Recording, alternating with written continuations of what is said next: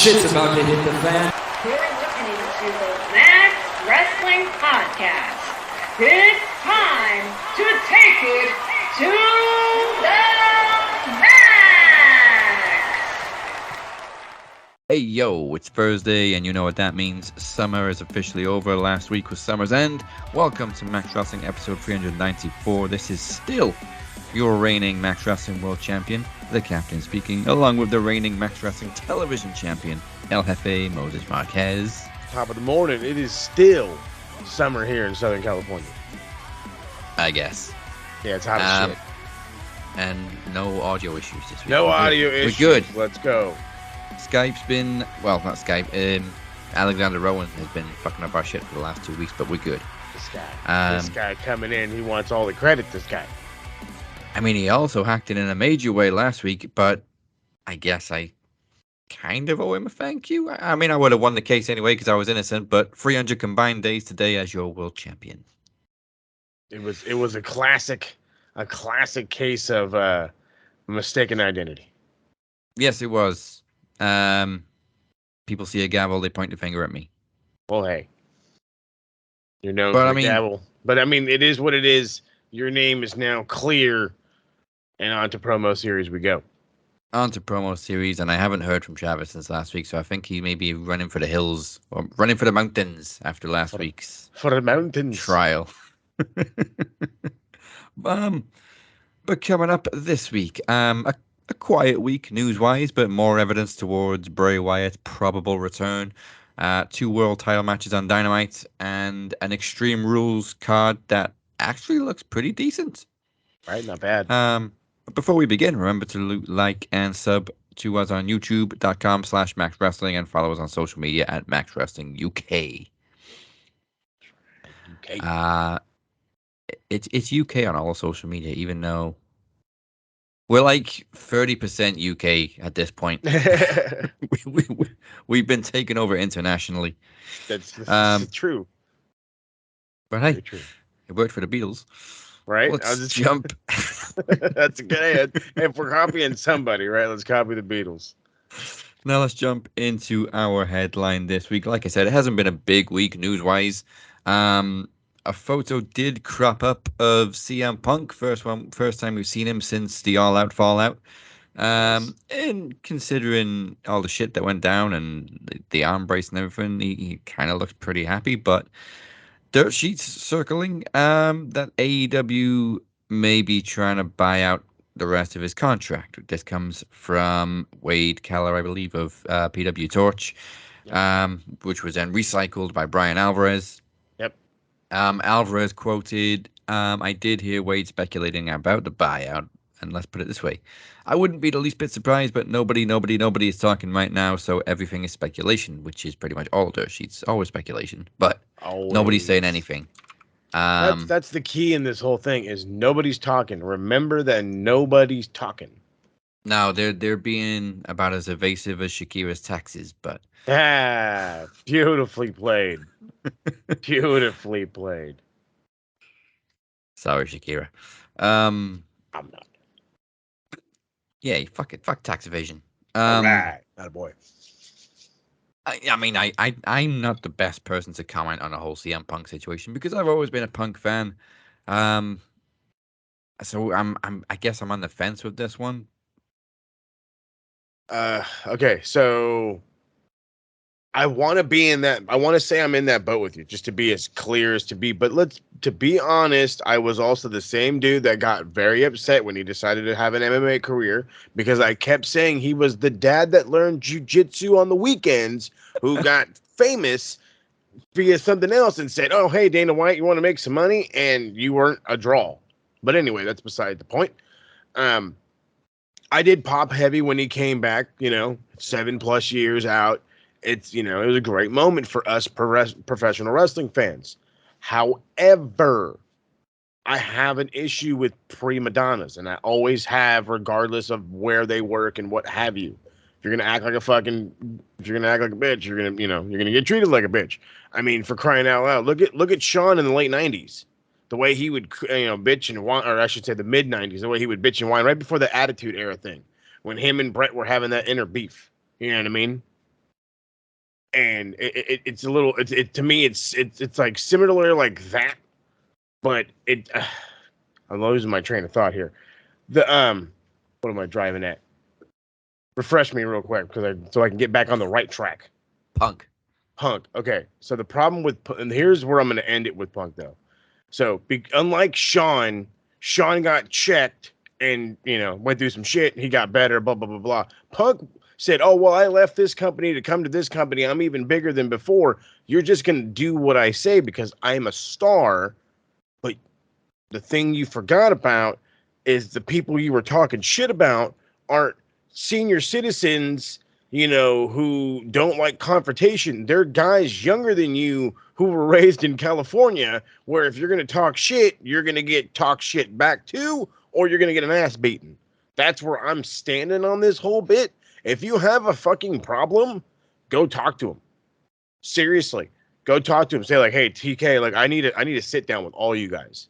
Well, why? I just look, please, I'm your champ, I'm your head guy, I'm your blah blah blah blah. Make your stupid case, have your sit down, but don't go at a presser, talk shit, have this backlash, and then now we're just supposed to be like, well, no, you got to bring him back. No, there's too much heat, there's too much animosity, there's obviously some fucking jealousy. He's pretty mad, and you gotta be real. I know, like it's a chuckle, and whoever's listening is probably giving it a nice little chuckle themselves. But think about it: these kids made almost, if not more, money than he did during his run on the Indies. They were able to get a promotion started behind their name, unlike him. He couldn't get Ring of Honor to get back to that upper echelon after he left. He didn't go back though either. But you know what I mean. The fact that, but the point is you went around talking shit and you got checked. You know what I mean? If you're as an adult, go to the fucking source and fix your problems. Don't nothing is an open forum, especially in professional wrestling. Nothing is an open forum. Go talk amongst each other because everybody's got an ego. Everybody. Yeah. We kind of got to the point in the story now where everybody kind of admits that Punk threw the first punch. Mm-hmm. Which is, we figured it to begin with. Yeah, but then you just got to question why. Like, if they just came into his room, why would he start just throwing punches? Defense mode. Well, then on top of that, again, and this is where I will give him a little bit of credit. You come at my door, whether you're... Apparently the door wasn't kicked in also, which isn't surprising. I'm like, bro, you're going to tell me these Christian boys and Senor Kenneth Omega, the king of video games, these motherfuckers are going to kick a door in? They're going to kick a door in for you talking shit. They also didn't just walk in by themselves. They took the head of legal and the head of talent relations, which happens to be Christopher Daniels. So, like, obviously they were going in for a discussion. Exactly. They said, okay, fine, this guy's that hot. Let's go talk about it. They were the adults during this heated thing where I said, you guys can communicate and try to squash it. They were down to do that. He was in defense mode. Oh, well, now I'm backed in a corner and let's turn it into why?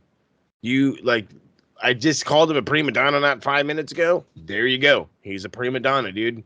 Like, don't get me wrong. I'm excited. I will be that guy that will take all the hazing for loving his return, for loving everything about Punk until what had happened. Because the reality is what he did changes everything. You know what I mean? This isn't the guy had a Twitter rant. You know what I mean? And it just so happened to catch a following and blow up on TikTok or whatever. It wasn't a soundbite he cut in the ring. He had real feelings at a press conference, bitched out beat writers, complained. Oh yeah, whatever. All them fucking complained about every EVP possible and everybody else he could complain about, all because of an issue he's having with a dude that he doesn't want to deal with. And then they go in the Bucks, Kenny, and apparently fucking, you said CD and a lawyer, for goddamn sake. Okay, the head of legal, who's probably a lawyer. You walk in there, like fucking. This isn't like, oh, Kenny Omega and a lawyer walk into a bar. No, it's not a joke. They walked into his locker room, and they were like, "Hey, bro, what's your problem? Fuck you guys." Like, what the fuck? Is like in all honesty, let's keep it funky here. Let's say you and Chad are at work. Everything's going peach keen, and all of a sudden you said, "Oh, that Chad guy doesn't know how to do this or whatever." Just that as a joke, and all of a sudden this dude just comes at you and fucking swings on you. As a boss, tell me you can't, like, there's no way you're gonna be able to fix that. That's one of those things you can't fix that. No, I think she's a lawyer. Like, her name's Mega Parek. She holds the same positions in AEW she holds for the Jacksonville Jaguars, which is Senior Vice President and Chief Legal Officer. Oh, fuck yeah. She's a lawyer. The two saddest things about it is, one, is this really how Punk's story ends after all that legendary last run in WWE, the 7-year wait, the huge return? It ends like this in the shit. And second of all, I don't know how anybody else feels about it, but it's kind of left a sour taste with me about Hangman, because as much as we want to admit, yeah, Punk's probably the bad guy in all of this, Hangman's not innocent. No. And yet, at the same time, he continues to be rewarded in AEW, which, like, I get they're not going to bury the guy, but it's like they're deliberately now keep pushing him, keep putting him in title matches. Now he's the #1 contender, when, whether indirectly or not, he kind of was the catalyst in all of this. Yeah. He's the one that ticked off Punk in the first place. Now, see, okay, I can kind of see it both ways. I really can, because is that how it really started, or was there already fucking animosity and heat with Punk and the company, and it just so happened to start it? You know what I mean? That's my thing. I know the Colt Cabana thing was going on for a while. And I know how much of an impact that was on Punk, because, it was his really good friend, and then it became so thing, and then blah, blah, blah, blah, blah. And it was a huge thing. It really was. And there's no denying that. But I think, like, there had to be some sort of animosity, some bullshit heat. He obviously was frustrated with something. I don't know what. I don't understand how. I'm not Punk. I don't understand. I'm not Phil. I don't get how you can be frustrated in this situation with anybody there. He must have at least been hugely frustrated with both his world title runs ending with a pretty bad injury, which meant he had to give up the title. Why? And I'm going to say this for the first one. Why are you stage diving? Chris Jericho's a rock star. A quite literal rock star. Ask him how many times he's stage dived. Go ahead. Like, that's what I'm driving at. But no, you think it was cool because, like, I get it, dude. Like, you could do it in Chicago. And we kept saying in the TSK, like, oh, hey, you're going to hurt yourself one day doing that. Or somebody's going to, like, not catch you or something. And it's just too big of a risk for a guy that's as fragile as you. And then he has this glorious, win. And he's AEW champ. And, oh, the Summer of Punk. And blah, blah, blah, blah, blah. And again, at the LA Forum, bink. Catches your foot, it's broke. Nothing you can do. Shit, there goes your title reign. And then you have this incident where I forgot. I think he said he tore his pec. No, what did he got mad hurt in his AEW title match that he has to have surgery again. I think it was his pec. Yeah, I think it was something to do with his pec, but I mean, he's clearly injured that left arm, Yes. which is in a brace in that recent photo. So it's like, are you, like, you're obviously upset yourself and you had to lash out, because, like, who else are you going to get blamed for your small title reigns? And you can't blame TK. You can't blame the Bucks. You definitely can't blame Hangman. It's not a Ryback situation. They didn't hurt you. You got your own dumbass hurt. It's literally turned into a guy that, oh, we thought he had, oh, hey, what happened? What's really going on too? Fuck, he really is a crybaby, just like we thought. And I'm sorry, I can't code it any other way. I really want to. I want to. But when you look at it, you know what I mean? Is the glass half full or half empty? Well, it was all him. It was literally all him. Well, we don't know how long he's gonna be suspended for. We don't know how long Kenny and the Bucks are suspended for. Yeah. Honestly, like we know he came back too soon from that first injury, and I don't know why they put the title back on him so soon that second time when he clearly still wasn't 100%. And sorry, I'm not going to interrupt you. The reason they did it, the reason they did it so quickly, that was the idea for MJF. They were going to boom, pass the buck to him ASAP. But when he got hurt, they changed the plan. I mean, I think they probably still could have pulled it off while he was hurt. It was the whole all-out fallout that fucked everything up. Exactly. And like MJF's not even talking about it. He hasn't even mentioned it since he's been back. He's smart. He doesn't need to put his nose in that. I mean, the thing that's great about MJF in this situation is his name is nowhere near it, and he's only getting bigger because of that. I really do think if he was involved in this thing in some sort of way, if he was one of the guys that went in there and helped break up the fight, if he was, maybe as disgruntled as say Punk was, I feel like it would be a big time issue. But it's not.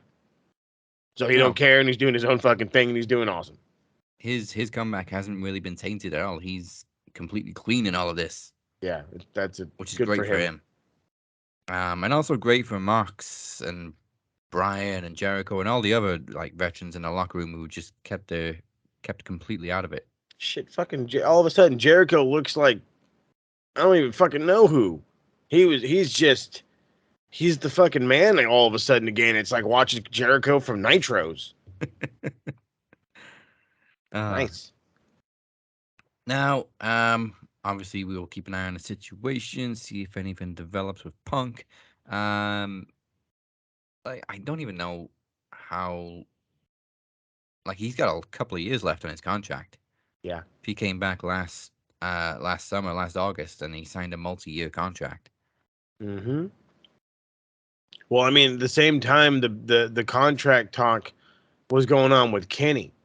If I'm not mistaken, his contract actually ends later this year, but TK is more than likely going to pull the VK kind of move.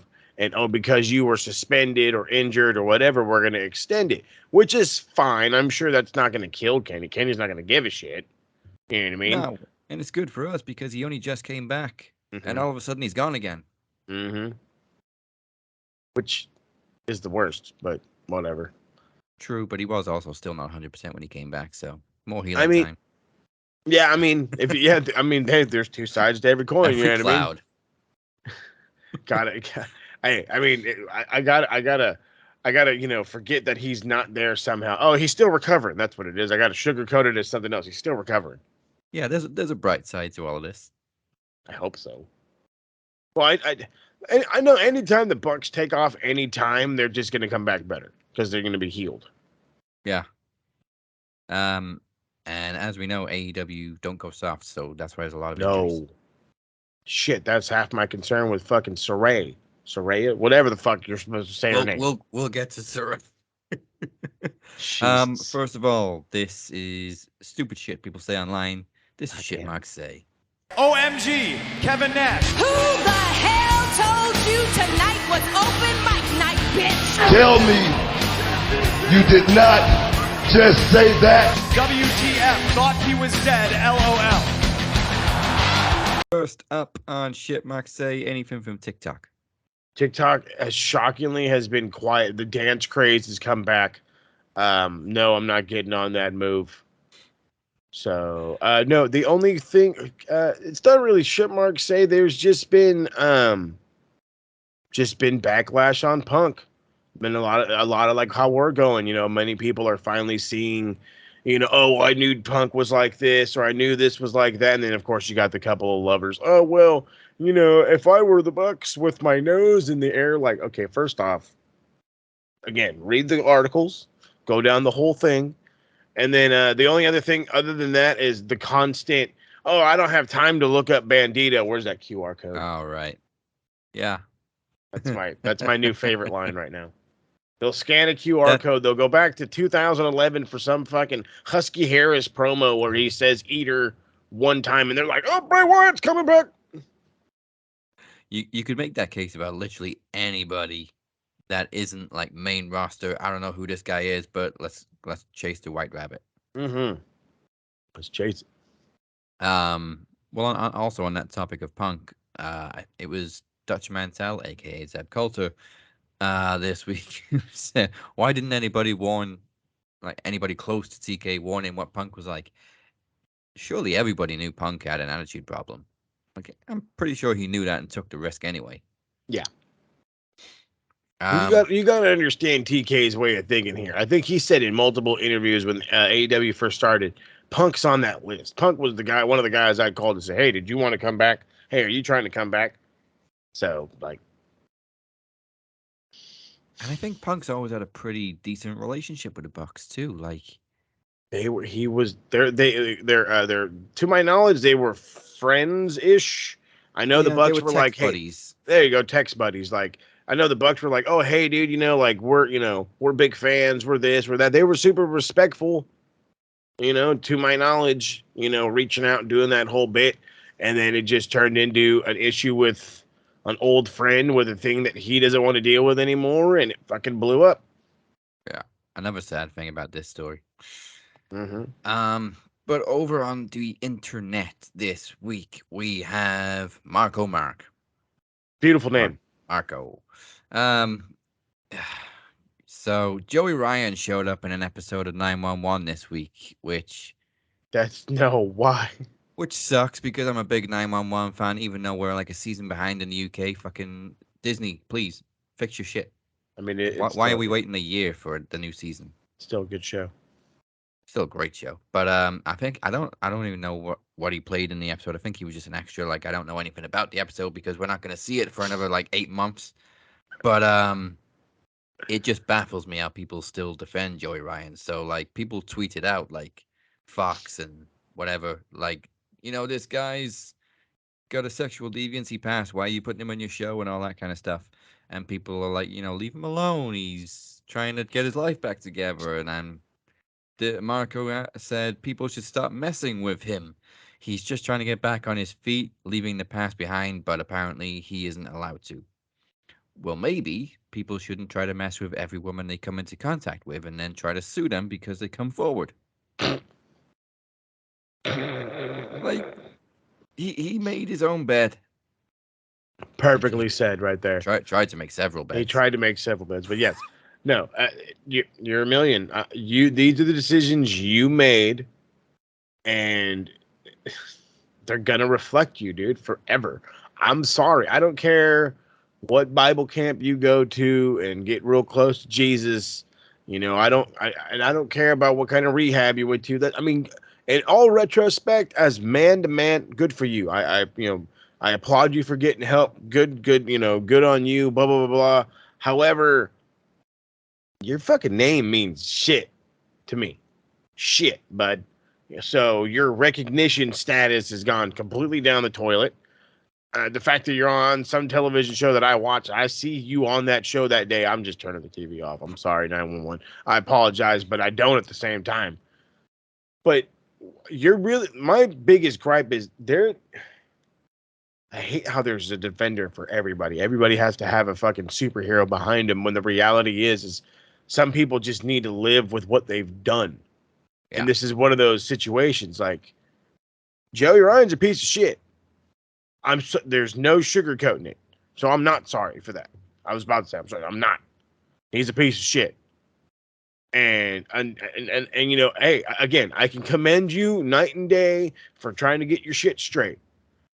But that don't mean you need to be on a television show. That don't mean we need to let up for him. If you want to fix the past, you start apologizing. I want to see a video of you apologizing to every fucking lady that you fucking ever hurt, with a lawyer standing next to you saying, I'm taking back my lawsuits. I'm sorry. I'm taking back my lawsuits. Like, unless you're going to plan to do that, homie, like, there's no going back.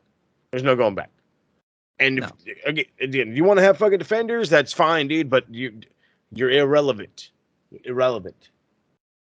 Like you said, we don't want to see him on TV. Like, okay, you want to get your life back together. We understand you've got to work, but there's plenty of things you could do. You don't have to be on TV. You don't have to try and sneakily book a wrestling show under a different name. Oh, yep. There you go. I was about to say, Remember don't that forget one. that part.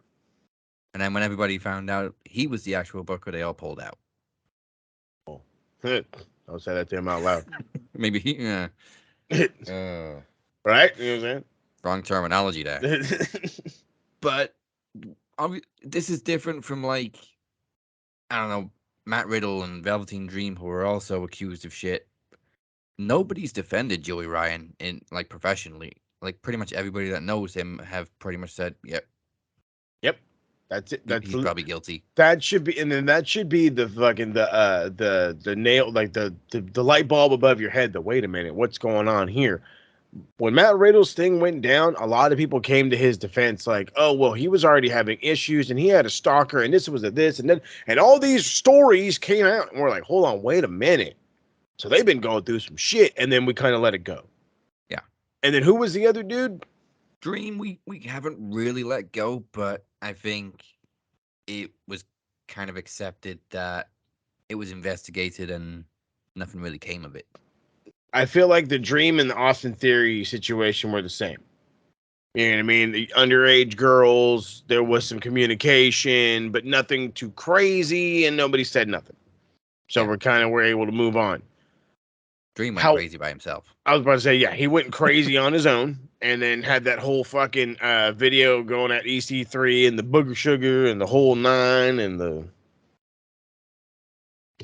He made his own bed after that point, but Yeah, as far that as had nothing to do with why his career fell off the rails.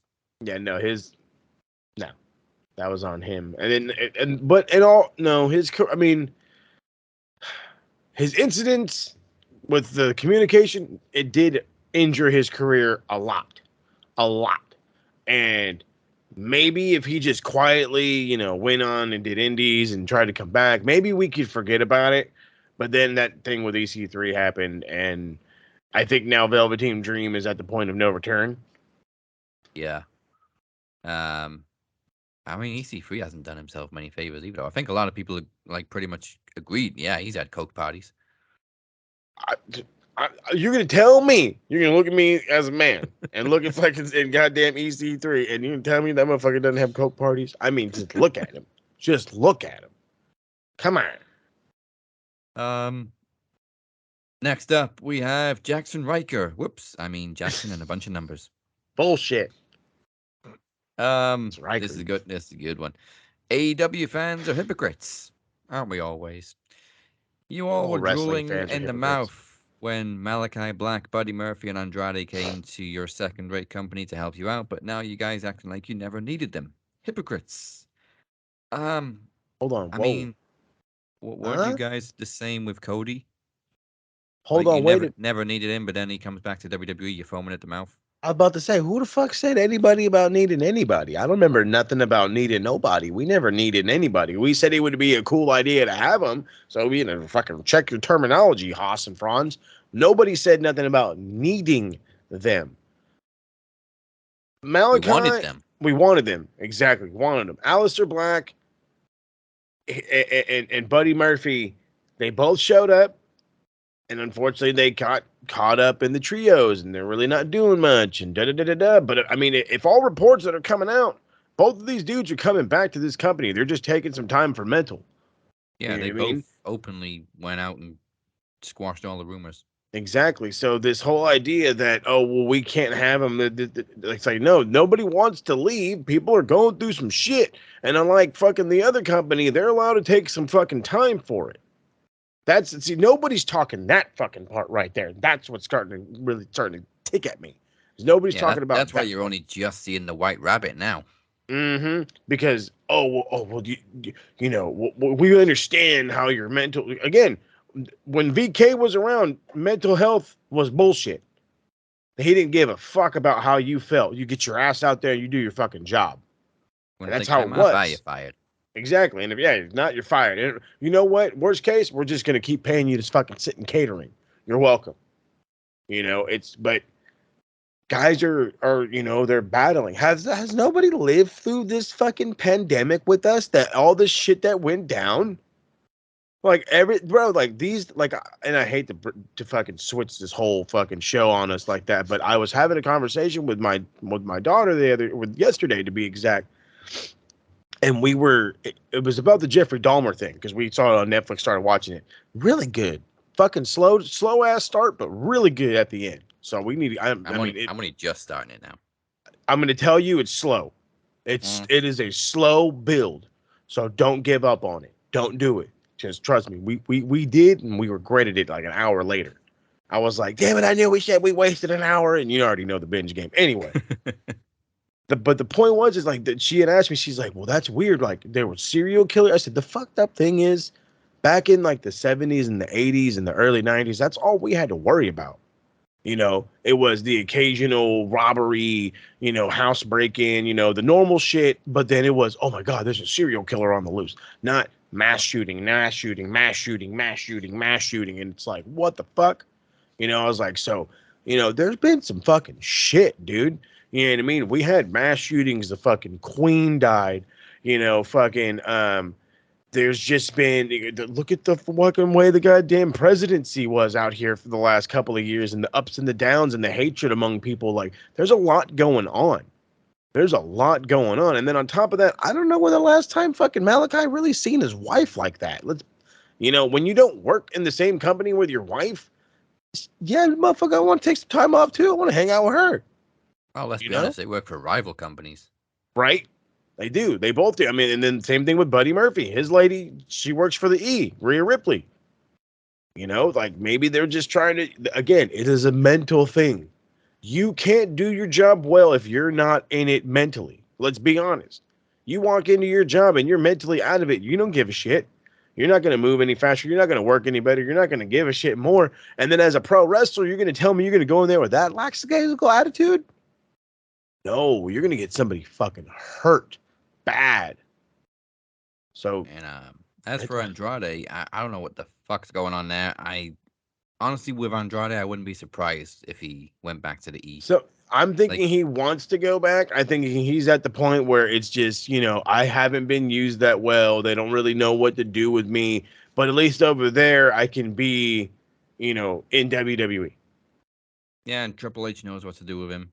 And no doubt Charlotte's going to come back very soon and disturb our peace. I was just going to say the same old bit. Don't forget about his wife now. But no, I mean, Andrade really hasn't done that much in AEW. No. He's got a little bit of a stable right now, but they're not really making an impact. Nah. That was the thing that sucked too, is because I thought Andrade would be really good in AEW, but he just never really got the opportunity. And I think it's and it's not a negative. It's because the roster is so bloated. It really truly is. You know what I mean?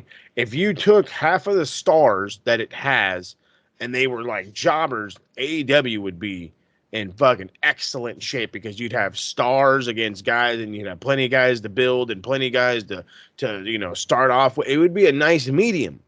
Problem is, they got stars up the ass.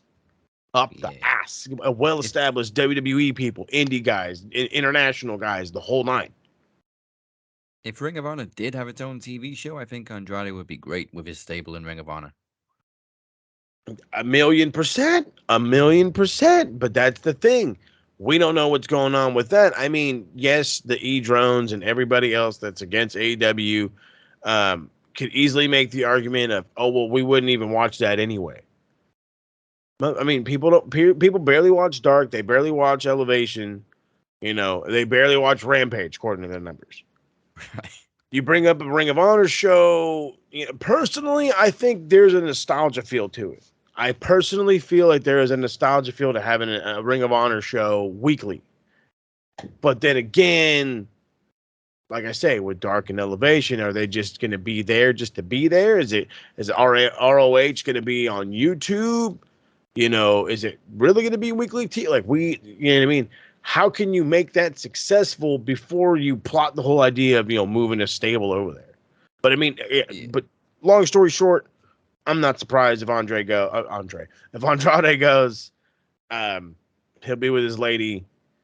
He'll be in a company where they honestly need a Hispanic star. They really do. Yeah. But honestly, I think there would be an audience for Ring of Honor having their own show. Like Death Before Dishonor did pretty good. I think it doubled the buys of Supercard of Honor. There you go. Like, okay, they weren't huge buys, but for Ring of Honor, they were pretty big. I mean, it's because Mhm. you're kind of blurring it with AEW, so there's getting more eyes on it. And I mean but that's also the knock. Oh, there's too much AEW. Well, hey, if I start building up a roster, Jericho's my champ, this guy's my this, and I start moving guys into that ROH wing, if you will, you can make them have a decent roster. And then you can then have your bloated roster be expanded 3 ways. Yeah, like Just saying. People say they don't want a brand split in AEW, but it obviously needs it because there's a lot of big names in that company that could do with being on separate shows, and there's a lot of mid-card names that don't even get on TV. 1,000%. 1,000%. People keep asking, where's Ruby Soho? She's on Dark. She's on Elevation. She's on Rampage. I'll say, watch YouTube. She's there. But that's the problem. That's the problem. And then, and to be honest, a lot of wrestling fans are very, as we say here in the States, bougie. They're very snobby about, I can't watch wrestling on YouTube. That's why MLW hasn't grown. And so to them, you want me to watch wrestling on YouTube? Surely, though, it's easier to watch it on YouTube. It's mad easier to watch on. Like, I don't understand. Like, and then here's the thing. That's like automatic fucking DVR. Yeah. It's automatic. Like, when it's over, I can just rewind the motherfucker. ROH, when they were still doing okay and we were trying to get back into it, I was just watching every week on their own website. They just streamed it on the homepage. That's right. They did, because they're awesome like that. And I mean, hell, that'd be a hell of an idea to keep, TK. Yeah. This has always been the complaint about Impact. Like, they don't do very well in terms of viewership because it's difficult to find. What if it was on YouTube every week? It'd be easy to find. Yeah, actually, you know what? That's a hell of an idea. I'm not, and I love making this joke. I have no access to access, but I have plenty to YouTube. Right. So, like, come on now. YouTube's like the easiest accessible video source out there. It really is. And I mean, it could work. It does. I mean, NWA's been doing it for a few years now, and they don't give a shit about how the ratings look. And yet they're still getting pay-per-view buys. They're still getting pay-per-view buys. So, I mean, if it's working for them, it could absolutely work for TK and Ring of Honor. It can, because there's still a lot of diehard Ring of Honor fans that just want old Ring of Honor. I'm sure they're still watching old DVRs on YouTube of Ring of Honor. So it's like, you got to get this ball rolling. You have to. Yeah, I mean, you get money from TV deals, but you get money from YouTube too. Plenty of money from YouTube. Plenty of money. Especially a company like that. Look, okay, you know what? Look, you want to talk about motherfucking people making bread on YouTube? Look at any one of these popular streamers. Look at the Logan Pauls. Look at the Markipliers. This dude literally was a guy, and he just makes fucking streaming videos. He's got over, he says, I think it's like 400 million views or something like, or a couple billion views, something like that. The guy's made hundreds of millions of dollars because people are down to watch YouTube. Because it's easy. I can watch it on my phone. I can watch it on my TV, on my computer, on my this. You can watch. I just wouldn't be surprised if you could fucking watch YouTube on your cars these days. Okay, with everybody's in their fucking big ass screens. Wouldn't be surprised people are sitting there fucking watching goddamn fucking, NWA driving to work. Maybe not NWA, but still. But as far as the whole hypocrite thing goes, nobody are bigger hypocrites than WWE diehards. Like, that guy's in AEW, that guy's in Impact. Holy shit, they're in WWE. You could have watched them on the other show. And but see, that's the funny thing, because there's always two sides of that. There's the what the fuck is that guy doing here? You were an Impact guy. Or, oh my God, he's here. He's finally here from Impact. You're going to have the juggle. You're going to have the dude who's, oh my God, AJ Styles. He was a IWGP champion. And what the fuck's an IWGP champion? And that was the thing for years. Oh, we don't watch Impact because it sucks and there's nobody worth watching. And then all of a sudden, holy shit, AJ. Holy shit, Samoa Joe. Holy shit, Bobby Roode. Oh, I remember Kurt Angle's run. Oh, what happened to y'all didn't watch? Right? Oh, Kurt Angle actually wrestled more in Impact than he did in WWE. He did. This is the truth. This is the fucking truth, which is the thing that I hate, because like I was a gigantic Kurt Angle fan, and I missed a lot of his TNA run, but the bits I've been catching up with, it's like, fuck, dude. I mean, I get it. He was having an issue. He was going through some stuff, and Impact was like, fucking dude, do your thing. We don't give a shit. Just show up and wrestle every week. But it was great stuff. Really good. I mean, if you kind of take away his matches with Benoit, I think Kurt had much better matches in Impact than he did in WWE. His feuds with AJ, with Joe, even with Jeff Jarrett were great matches. Him and Joe was always fun. Always fun. Yeah, they worked so well together. Hell yeah. And near the end of his Impact run with Bobby Lashley, they had great matches too. Yeah, Bobby Lashley, that guy was awesome in Impact. So awesome that WWE finally took notice. Yeah. And look at him now. He's a 2-time world champion. About goddamn time. But this is why they're marks, and that's the shit they say. And now, before we go to the break, it's This Week in Wrestling History. Yeah.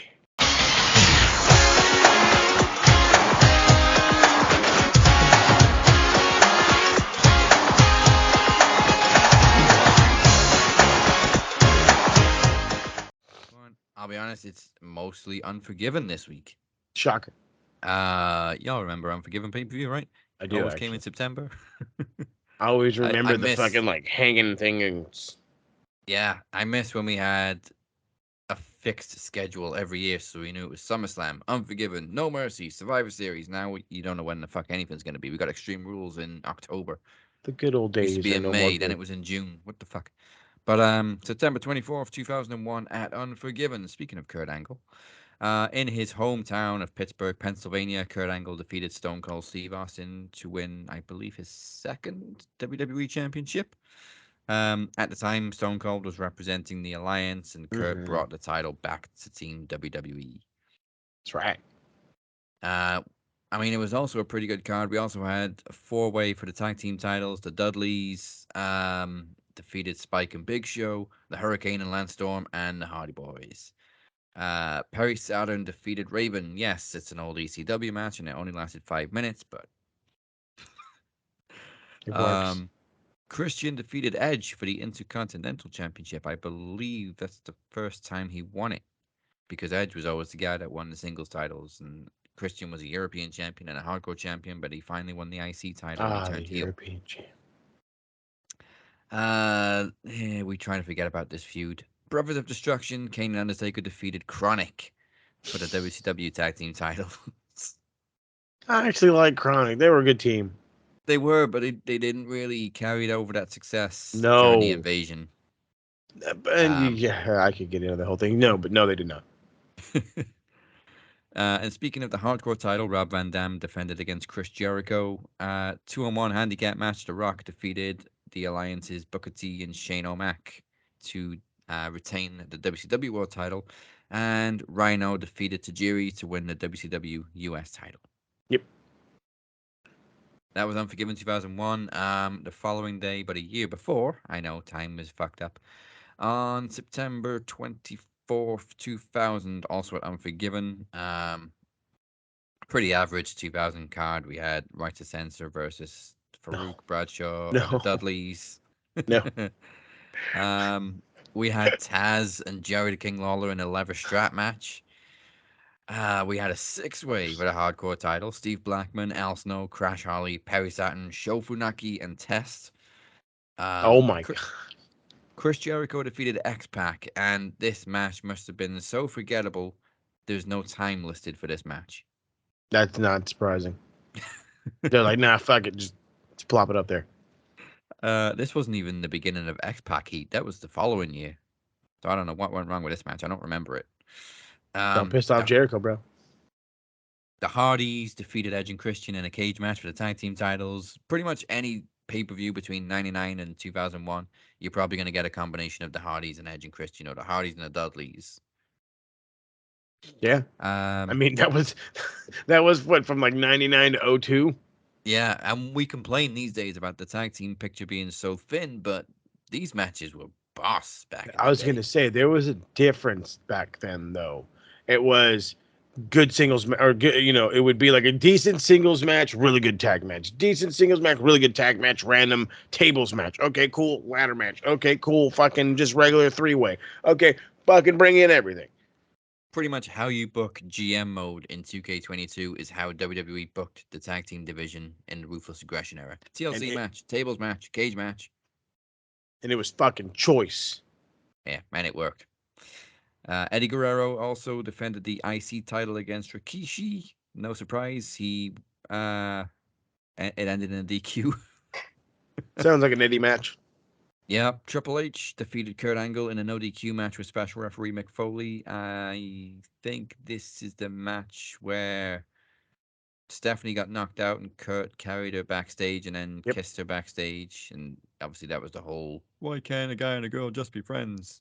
Because you made out with my wife, Jack. There's the difference. And in the main event, there was a 4-way for the WWE title. The Rock defending against Chris Benoit, Kane, and The Undertaker. And for a few brief moments, Chris Benoit was technically WWE champion, but Mick Foley overturned the decision and restarted the match. Yep, bastard. I digress. What else we got here? September 25th, 2000. So the same day as Unforgiven. Vince Russo became WC. No, actually, this was 26. I don't know. I got the date wrong. But anyway, this week in 2000, Vince Russo became WCW champion on Nitro in a steel cage match against Booker T. It must have been the following night, September 26th. I do. When he was speared through the cage by Goldberg, which meant he left the cage first, so he's the champ. Oh, fuck, that's right. Russo vacated the title the following week because he's not a wrestler, bro. Yeah, but it didn't fucking stop him from toting it around and like fucking going down to the coffee shop. I'm fucking world champ, bud. You fucking give me the donut in the back, bro, and I want the donut with the sugar, bro. Man, so in the same year, we had David Arquette and Vince Russo as WCW World Champion, and we wonder why WCW died. The motherfucking smell of desperation still lingers after 22 years. Another Unforgiven on September 26, 1999. Val Venus defeated Steve Blackman. Motherfucking goddamn. D'Lo Brown defeated Mark Henry for the European Championship. There was a thing in Max Wrestling in the early years where if ever we had to fill in a gap of like a title history, we would always say it was D'Lo Brown because he didn't really have any career highlights. So who won this match? D'Lo Brown. D'Lo Brown. Jeff Jarrett defended the IC title against China. They had a pretty good feud. Actually, they did. I remember the Good Housekeeping match, which was obviously a sexism thing because it was man versus woman and there was whole household appliances in the ring. It was nuts. But the idea was China beat the shit out of Jeff Jarrett, so it was like, okay, whatever. This was during the period where Jarrett would put every woman he came across in a figure four. Yep. But then would end up putting, I think the only one he ended up putting over was China. But that's what started the whole. See, women can do anything. Yeah, especially China. She was in the Intercontinental division. That's right. So I want to say two-time champ, or just the one. It must have been at least twice because she beat Jarrett and Jericho for the IC title. Mm-hmm. And I don't know if she won it back from Eddie. I don't think so. But she definitely won it at least 2 times. But basically, Jeff Jarrett was a misogynistic bastard in '99. Shocker. The Acolytes defeated the Dudley Boys. Ivory defeated Luna in a hardcore match for the women's title. The New Age Outlaws defeated Edge and Christian for the tag team titles. Oh, man, I forgot about this. This was on the card. Uh-oh. Al Snow defeated Big Boss Man No. to retain the No. hardcore title in No. the dreaded Kennel from Hell match, which was an absolute fucking disaster. God damn it. The concept sounded cool. It was a steel cage surrounded by the Hell in a Cell, and they had Rottweilers in between the two cages, and to win, you had to escape both structures. Problem was, the dogs didn't give a shit. In fact, Nope. they gave many shits all around the ring. Yep. And because of that, there was a sour smell in the arena. The match was slow paced. It was just, You don't say. let's not do this ever again. Well, But the whole cage within Hell in a Cell idea was a that's good a cool one. concept. It just didn't work out very well. Well, yeah, don't have dogs shitting everywhere. Maybe it worked out just fine. Jesus. And main event, Triple H regained the vacant WWE title in a six-pack challenge, refereed by Stone Cold Steve Austin. He defeated Big Show, British Bulldog, Kane, Mankind, and The Rock. And I still can't remember why Stone Cold wasn't included in the match, or why he wasn't allowed to be in the match. I think he was injured. I was going to say it has to be an injury angle. Has to be. And finally, two bits of history concerning Shinsuke Nakamura. On September 27th, 2009, Shinsuke won the IWGP Heavyweight title for the third and final time, defeating Togi Makabe for the vacant title during the circuit tour. And September 27th, so the same day, but in 2015, Nakamura defeated Hiroki Goto to win the IWGP Intercontinental Championship for the fifth and final time. That's right. And 4 months later, he vacated the title and left New Japan for WWE. That he did. Came in with all that hype and thunder, and actually had a good run in NXT. Excellent run in NXT during the fucking heat of NXT. His debut was awesome. We complain how WWE cut to Roman Reigns when AJ debuted, but during Nakamura's entrance, they cut to Sami Zayn sitting in the corner waiting for his opponent, and just the biggest smile on his face because he's facing Shinsuke Nakamura. Hell yeah. All right, before we go to a break, it's time to guess the wrestler. I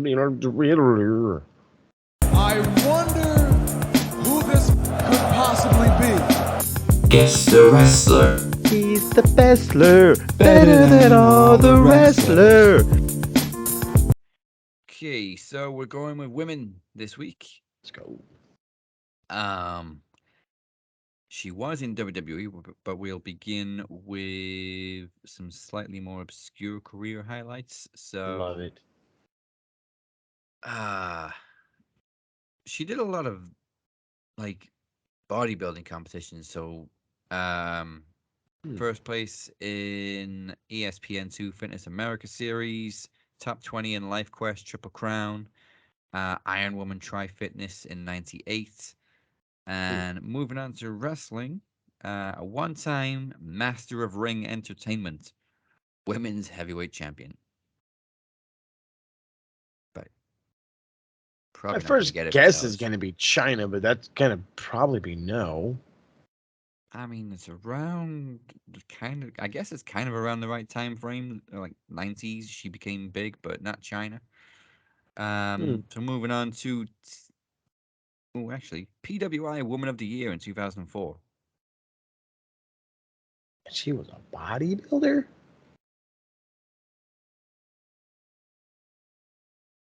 Oh, 04.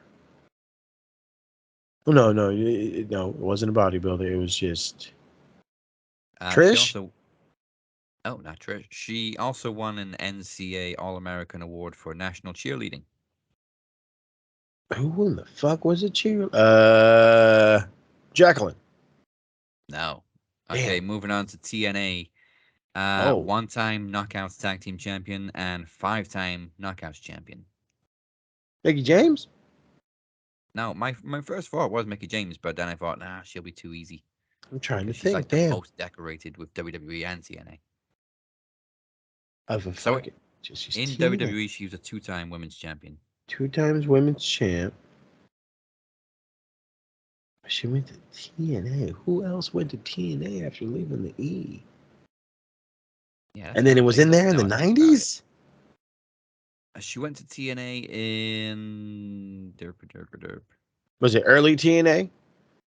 It was kind of mid TNA, 2009. She made her TNA Okay. debut. 2009. Gail Kim. Ooh, no.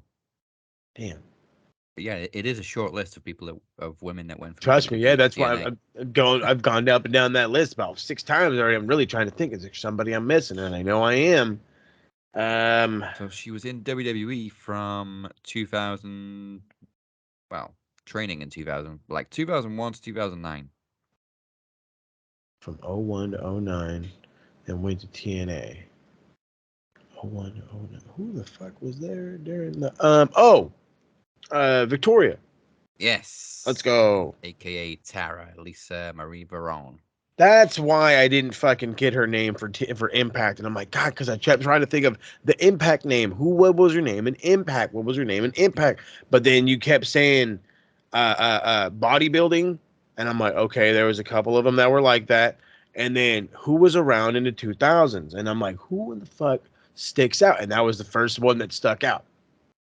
Yeah, in Victoria. fact, it was during one of her fitness competitions that she met Trish, and who turned Shocker. out to be like one of her first big rivals. That's not surprising at all, but that's awesome. I was a big old fan of Victoria. I tell you what, boy. Yeah. She was fun to watch. I don't know if she still does, but she did follow Max Wrestling at some point. Hey, all right. Let's keep on it the Twitter rocking. machine. If you still do, thank you. We appreciate you. So last week you saw the trial of the captain for the World Championship, where Glorious. I soundly defeated the Phoenix in court after I was proven innocent. Turns out it was Travis Anderson who attacked the Phoenix at Promo Slam. Well, during this break, we have an exclusive look at the Phoenix's live reaction during that reveal, which wasn't included in the trial last week. So we'll be back right after this, and it won't be picture in picture.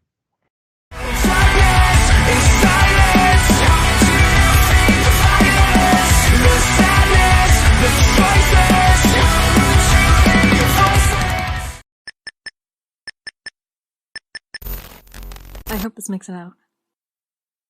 If you can hear me, our system's been compromised. The only way would be if they somehow... No. I logged into my computer 3 days ago. How? I haven't been connected all week, but it's easy enough to make it look that way. That's right, Phoenix. And that's right, Captain. And that's right, Max Wrestling and the entire court here today. I, Travis the Walker Anderson, had the shape take the gavel from the captain and send it to me so I could lay out the Phoenix. He attacked my house, my home, my family. You do not challenge the House of Ashes and expect no repercussions from it. I can handle you myself in trivia. But you called out the Demoness, someone that didn't even ask for the match. And last I heard, didn't even agree to the match. I could be wrong. I haven't really spoken to her much. But the bottom line is this. She is House of Ashes. Moses is House of Ashes. I am House of Ashes. In Phoenix, you could have been too.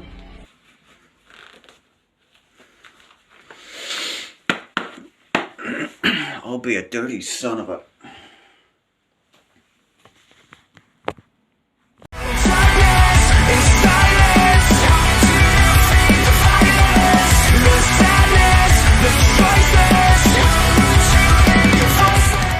Welcome back to the Cap and Mo Show. We're here every single Thursday. Don't forget to like, follow, subscribe, wherever it is you may be joining us on YouTube and all the podcast platforms. Still to come, this week's Geek of the Week and the Best of the Week and all the other wrestling news that's been going on. Next week, we'll be predicting Extreme Rules, and I think it's like the first time since we've been doing this show, I think we finally don't have to call it Not So Extreme Rules, because there's actually a nice variety of matches. I was just going to say, what the fuck? Triple H has been listening, boy. I tell you what. Appreciate you, Trips. Yes, so we've got an I Quit match. We got a ladder match. We've got an Extreme Rules match. It should be good. So we now know that Bailey will challenge Bianca in a ladder match, although I'm pretty sure the graphic says ladders match, and that really bothers me. I swear to God, I saw it say ladders too, and I'm like, what the fuck does that mean? That really bugs me. Like, I know Okay. it's tables, ladders, and chairs, but it's always been a ladder match. Now, there's only 5 matches announced for this thing, but can you guess the one I'm looking forward to the most? Let's see. How about the fight pit? The fucking fight pit, bud. Yeah, let's get on to that one first because that's another NXT staple making its main roster debut. The fight pit between Matt Riddle and Seth Rollins. I'm not sure how they're gonna do it because obviously it's not gonna be over the actual ring, is it? Is it gonna be like in a separate part of the arena or? You know what? I'm thinking that's what they're probably gonna do. They're probably gonna because it's gonna be main roster. It's gonna be Papa H. I'm calling him Papa H now. Running the game. So I really do think if you're fucking smart, maybe not. Okay, you know what? If you're smart, you're not going to do what I was thinking, which was you call Shane and ask him who was the camera guy for Underground. Don't do that because he'll lie and say it was him. Ask ask around, and get a similar crew. And I need that kind of a setup, a dark, dingy setup. Make it look like the fucking Lions Den match. I was in a fucking like a warehouse. You know what I mean? Like make it look like that, and just have like. And this is something AEW would do. Just have the fucking boys out there. For real. Just have the fucking boys out there. Like when the pandemic hit and there was nothing but wrestlers in the crowd, that's who I want watching the fight pit match. Give me the crowd the crowd noise in the background, but I want just the dudes, just the ladies around the ring. You know what I mean? I want the fucking people inside the locker room. This is, you guys have a real serious problem. You got to solve it in the fight pit. You know what I mean? And fucking before we can let you go out there to that ring or whatever. Make it gritty. You know what I mean? Make it fucking gritty. This is definitely that opportunity to use a little bit of the fucking whole cinematic part of it and turn it into something cool. You know what I mean? Yeah, the Lions Den is exactly what I always thought of when they first introduced the fight pit, and when they had those matches on pay-per-view, they just had it like at the side of the stage. Mm-hmm. And it worked beautifully. But I think the Lions Den was slightly smaller than a fight It pit. was. It was smaller and it was tall. It was more narrow as well. Yeah, and it was round. Yeah. I'm trying to round my brain of like who's been in the fight pits. The first one was Matt Riddle and Timothy Thatcher. Yep. Then was it Thatcher and Ciampa? Yes. And that was I believe when who won that? There was one. That's the one where I'm getting confused on who won. That's what I'm struggling with. Matt Riddle won the first one, right? Yeah. So he's obviously got no because didn't he experience. lose in his own match? I swear he lost one of them because they were like, we can't believe Matt Riddle lost in his own match. Yeah, actually, I think that's right. Did Thatcher win both of them? I want to say yes. I'm looking up right now.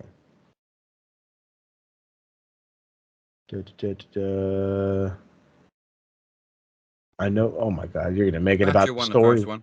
Yep, Thatcher won the first one. Kurt Angle was a special referee, and then did Ciampa win the second one? No, Thatcher won the second one too. So then, yeah, it's Thatcher's match. But he ain't even in the company no more. So, but I mean, Matt Riddle obviously has more experience than Rollins, so we'll give him the edge, and he has to win this one anyway because that's got to be the end of the feud now. I would hope so. I mean, I get it. Like, if it works, you can drag it for a bit, but this has been dragged for a little too long. And the whole idea was they were fighting in the parking lot, so now they got to settle it in the fight pit. So this should settle it in the fight pit. You know what I mean? Yeah. That's how enclosure matches always used to be, the end of a feud. Mm-hmm. So yeah, Bailey challenged Bianca to a ladder match, and the seeds continue to be planted for women's war games with the addition of Candice LeRae. Let's go. I mean, she's got experience in war games along with Dakota and Io. I think they're the only 3 on the main roster with war games experience in the women's division. Well, Rhea Ripley, but she's not in it. Doesn't Nikki have some? Nikki ASH? Was Nikki in one? I want to say she was. How long has she been on the main? No, this was back in NXT, baby. Yeah, back so when she was with that fucking one faction. What the fuck was with goddamn Eric Young and them? Oh yeah, the one Vince killed. Yeah, I swear there was one. Yeah, there you go, Sanity. Yeah, I lost my sanity. I could have sworn. I swear she was in one. I was like, and then. Why were you not just give me a list of war games matches? I know, right? Seriously, people, come on. So Candice LeRae has the most experience along with Dakota Kai. Dakota Kai and Io have both got the most experience. They've been in 3. Yeah, I was gonna say, they've been in all 3 of them, I think. Candice has been in 2. Raquel Gonzalez has been in 2. Nikki has not been in 1. Oh damn, okay. Rhea Ripley's been in 2, but she's not really involved in this. Oh, Bianca Belair's been in 1. There you go. So, there's a nice balance going into Survivor Series. I like it. And as for the men, I don't know what the fuck they're gonna do with that one. Well, look, their problem, not ours. I mean, I like the bloodline versus anybody. Honestly, I really do. I think that is a perfect opportunity for you to like legitimize that stable just a tad, and you get the fun of war games out of it. I mean, obviously we see the bloodline being on one side, but who the hell are they gonna face? That's a good question. Like, nobody's really feuding with Roman right now. He's having this obvious, headline match with Logan Paul, but that's not really a feud. No. And I can't think who he's going to be feuding with until Dwayne debuts, probably at the Rumble. Returns, probably at the Rumble. That guy, what if he does like debut and he's not the Rock? It's Dwayne. Oh my God, that's Dwayne Johnson. Holy shit, it's Dwayne Johnson. Could you imagine? Right. Saying, let's forget fucking history. A lot of people grew up with no knowledge of Dwayne being a wrestler. They just know him as a movie star. Now, okay, you know what I call those people? Uncultured swine. That's what I call those people. Your parents failed you, is what you're telling me. You're telling me right now your parents failed you. How in the fact that if you here's the thing, I'm gonna say it like this: if your birthday or if your birth year is before 2002, and you don't know The Rock and or Stone Cold, your parents have failed you. I am not sorry. You need to fix yourself. Like, people, man. Literally, it's only been a couple of years ago, or even last year, when people were asking, why is he called The Rock? Well, let me tell you a little story. Sit down, son. You see what happened with. We're going to go back to 1997. I'm about shit, not me. I'll go to 96 with the purple hair. 96 fucking, if you want to see the tassels. If you want to see the tassels and the fucking pineapple hair and that fucking. But hey, if you can't be who you are today if you don't know where you started. You know what I'm saying? Right. Sami Zayn also got a big hometown win over AJ Styles after that segment on SmackDown was great with the t-shirts. Absolutely. I even was like, oh, dude, I popped because that was the thing. Like Sammy is trying so hard to be one of them. He's trying so hard to be a part of the bloodline and this and the this and Roman's like, get that. He just tells Jay to rip the shirt off him. Here you go. He's like, you'll never wear it again. That's because you'll have this one. And I'm like, well, first off, that line was lame as shit, but it was cool. You know what I mean? It made sense. But I just thought that was kind of lame as shit. But it still good stuff. Heyman sold it really well too. Obviously, standing behind Sammy, just like, oh shit. Yep, you're gonna die, kid. Sorry. But I want to know Heyman where the is the fuck man. Rowan got that T-shirt from. It just sort of appeared. I was just gonna say the same thing. Somebody's a fucking Houdini around here. He's all, you can wear it. What the hell? Has he been Came out of his chicken then the whole time? He's all, it's been in the back of my pants. You mean hanging out of your back pocket? No. Oh. It's a little damp. And also, who sold the segment great was Jay. Jay's facial reactions to every single thing Sammy does are just great. The best. The best. Somebody told this dude, hey, I need you to work on your facial reactions, and he fucking did his fucking studies, bud. I tell you what. So how It's how do you want me to hilarious. react? How do you want me to react to Sammy? We want you to look at Sammy every time like he came into your house on Christmas morning and shit under the Christmas tree. Right. That's perfect. That's perfect. Because that exact way that's perfect.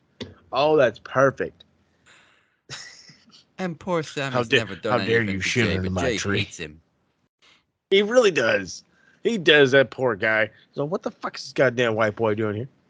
Right. That's literally what it is. Why is he trying to be one of us? He's not one of us. But Jimmy's like, come on, man, he's cool, a wise man. But Jimmy's like, come on, man, he's cool. Even Solo, little brother, even he's cool. Like, come on. Solo even accompanied him to Raw this week. I mean, hey, Solo's a little on the light-skinned side. You know, maybe him and Sammy, they get along. You know what I mean? I mean, they both got that NXT past history, whatever. That's true. But we kind of hit two buttons in the same go with this one because Sammy got the big hometown win over AJ. AJ then had the little competition with Finn Balor, sticking the finger up to Judgment Day. Let's go.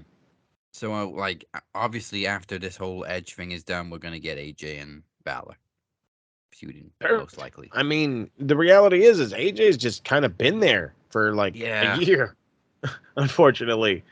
You know, Papa, Uncle Allen and stuff. So, I mean, good for him. Him and Finn should be good. Yeah.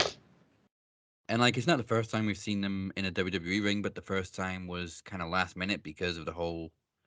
Was it the weather problem they were having that they couldn't get half the roster to Survivor Series a couple of years ago? Oh yeah, I think there was No, it was No Mercy. No Mercy. Yeah, no. I forgot what was I think it was travel reasons. I forgot what the reason was. Because it was supposed to be Demon Balor versus Sister Abigail Bray Wyatt, and it was just the worst shit. So because of travel restrictions, we were saved by this god awful feud, and AJ replaced Bray. Yep. Thank God. And speaking of Edge, of course, he returned once again and challenged Balor to an I Quit match at Extreme Rules.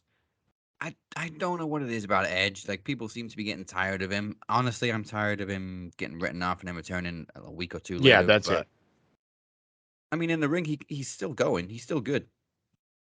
No, I'm exactly where you're at with that. It's I was here for a little bit and then I left, and now I'm back and then I'm gonna leave and then I'm back and then that's the thing that killed me. It's not so much like, oh dude, you're fucking no good. I don't want you here. It's nothing like that. It's, if they're going to use you, I need you to be or hang around for a little bit. You know what I mean? I can't have you leave for fucking 3 months, come back for a month and a half. Leave for 3 months, come back for a month and a half. That's Brock Lesnar territory, baby. Yeah, and I think this time he was literally gone for 2 weeks. He was injured for 2 weeks, and then he came back, and it was like this big comeback. He's only been gone a couple of weeks. I mean, he is still on your DVRs. Relax. Yeah, we barely even had time to miss him this time. Mm-hmm. And all of a sudden, holy shit, it's Edge. Well, yeah, he's still feuding with these guys. He was gonna grow up regardless. I mean, obviously they wanted to make it like a big. He was gonna get a big pop in Canada anyway because it's Edge. Yeah, it's Canada. But I mean, an I Quit match with Balor should be good. I can see Balor winning because they're gonna get to this kind of breaking point with Edge quicker than they would with Balor. Mm-hmm. but we'll see. So moving on to Dynamite. We kicked off with Jericho's celebration as Ring of Honor World Champion, and Danny Garcia finally spoke up. Luigi! Oh, my bad. I couldn't talk about, I had to talk about Luigi back there with the pizza. Oh, yeah, he knocked Luigi's lights out. That motherfucker was dead the whole segment. He sold the shit out of that. I was fucking laughing. They're like fighting and stuff. I'm like, goddamn, Luigi still knocked the fuck out. It was great. But no, Danny Garcia finally stepped up. He said something, he's sick and tired of this. There was the B-Dry situation. He comes out and if you want to be a sports entertainer, that's cool. If you want to be a professional wrestler, join the BCC and we'll see where it goes. And now it's up in the air. I thought maybe, Bandito could have won the belt back tonight, but I could definitely see that they're pushing. I thought they were going to push towards Danny Garcia and Jericho for the Ring of Honor World title, but in 2 weeks you got B-Dry. And I'm gonna say this. I am, and this is one of those ones where I need this to get right to TK's ears. Okay. We are officially at the point where you have Lance Archered Bryan Danielson. And I fucking hate that I say it like that because it's the truth.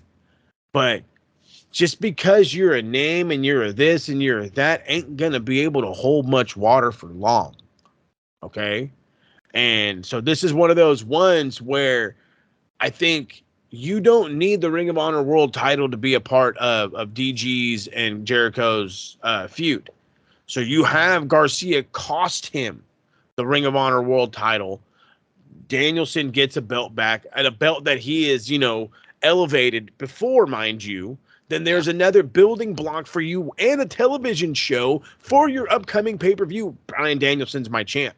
How in the fuck would people not want to watch that? Chris Jericho would bring the casuals. You want the same hardcore fans that used to watch Ring of Honor weekly? You give Bryan Danielson. So I think that that's something that could work out in 2 weeks. The Ocho is no longer the Ocho, which I love that name, by the way. I fucking love that name.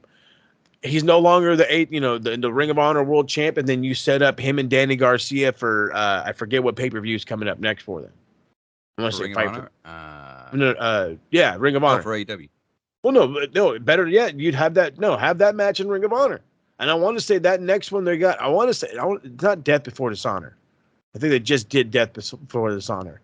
Unless they do a final battle in December like they used to. I don't think they've announced the next. I swear to God, one was coming up, but I might be wrong. I might be way wrong, which is a very big possibility.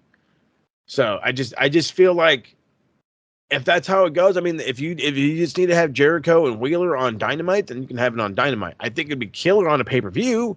Give them time and opportunity. Hell, you can even make it for the pure title.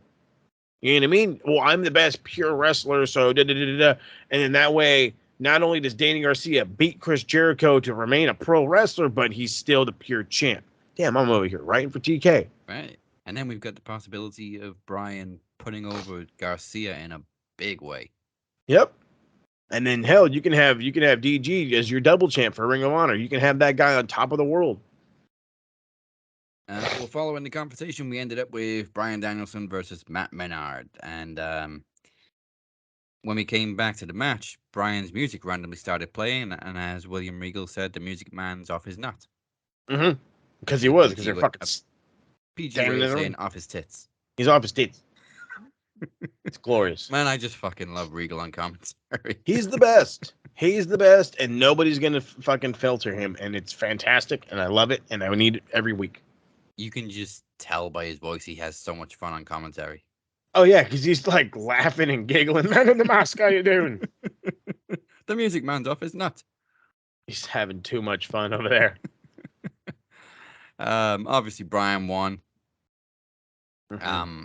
For a moment, I thought they were going to set up a tag match. I thought so, too. It looked like that way. I think they did. I thought they were going to, but it just turned into a singles. And, that's what DG wanted. I think Bryan suggested him and Garcia versus Jericho and Guevara. But when Matt started speaking up, I thought it was going to end up Brian and Danny Garcia versus 2.0. No thanks. But anyway, we got a singles match. Brian obviously won. Good for Brian. He's a man. Yeah, then more Blackpool Combat Club. They were just spread out over the show this week. Hey. Wheeler Yuta has an issue with MJF right now. Who doesn't? I'm just kidding. His mic skills are getting better. They're still not quite there.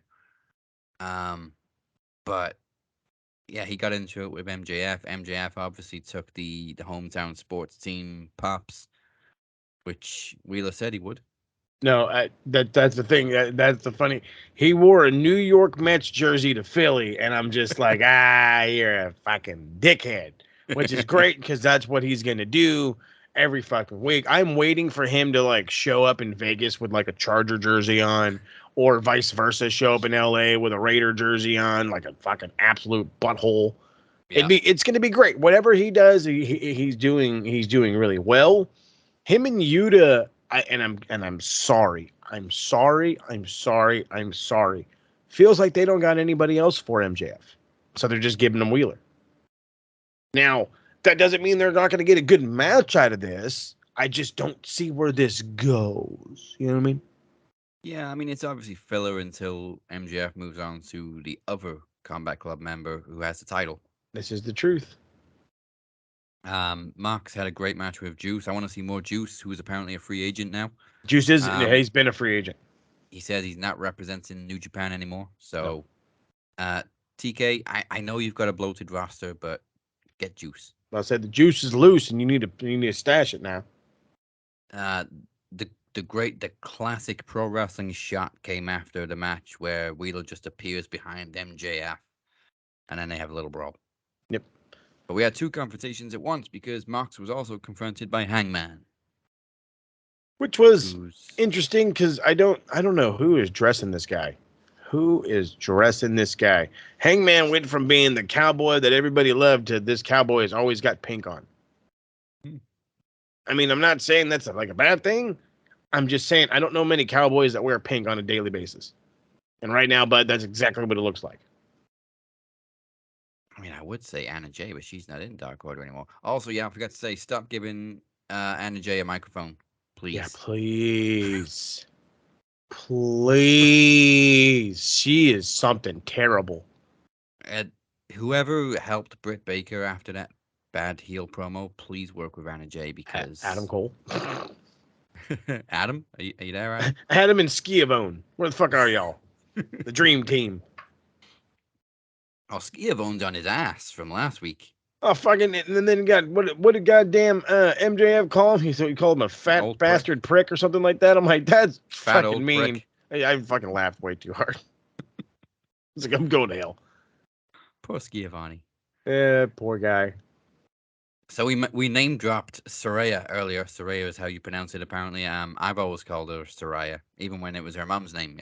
She was Saraya, but I was about to say, I was like, if anybody should fucking know how to say it right, it would be you, or at least motherfuckers over there. So how the fuck you gonna tell us how to fucking say the goddamn shit? Fuck. She said herself she was nervous, but she felt a little bit rusty on the mic. Well, I mean, how long has it been since you've really been in front of a crowd? Years. Yeah. I mean, I can understand. Yeah. But she looked great. Like, yes.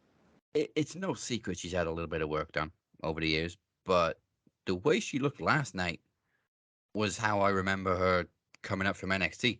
Yes. I don't know what's changed. She looked like old school Paige. Yeah, I don't know. I was gonna say the same thing, but I truth be told, I don't know. She looked. I know when she debuted, I was like, God damn, girl, I was like, you don't look the same. But then something hit, and I'm like, okay, yeah, no, I see her now. I don't know. I as the boys would say, she ain't as skinny as she was when she was messing around with Andrade. Oh, that was a bad time. For everybody. Thank God she broke loose. That love can be toxic, baby. She did start loosening up towards the end of the segment. when Britt Baker came out and they were trading barbs, the whole "your name rhymes with shit" line was a little. That was as fucking goddamn kindergarten as I've ever heard.